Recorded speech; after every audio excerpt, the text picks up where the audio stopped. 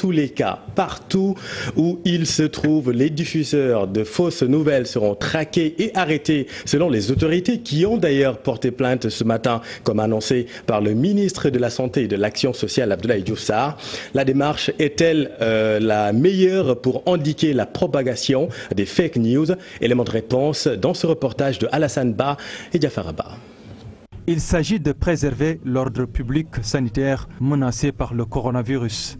Les fausses informations font réagir le ministère de la Santé qui voit en de tels faits une entrave à la riposte nationale contre le Covid-19.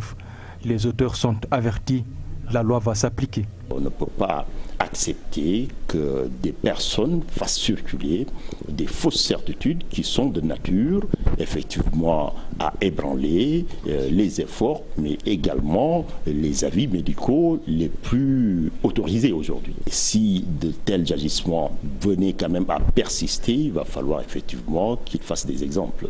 Le SYNPICS a tenu également à jouer sa partition, un simple rappel des règles de base en de pareilles situations. Nous sommes dans un contexte pandémique où les populations ne savent pas où donner de la tête et ont besoin de savoir exactement ce qui se passe. Nous avons estimé qu'il fallait que les journalistes recentrent leur travail, qu'ils ne donnent pas la parole à des faux prophètes, à des pécheresses ou à des gens qui développent des rumeurs.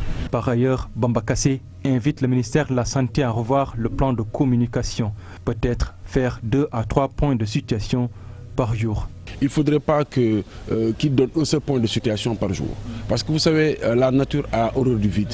Et si entre 2 points de situation, il se passe 24 heures, les gens chercheront dans un cadre comme ça, où il y a de la panique quand même et de la peur, ils chercheront à avoir d'autres types d'informations.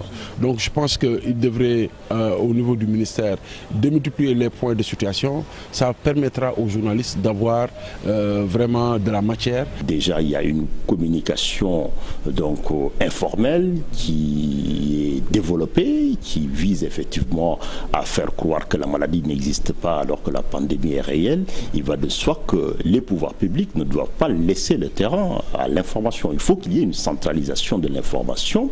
Le procureur de la République sera saisi et est attendu pour mettre de l'ordre et encourager cette dynamique de lutte contre le coronavirus.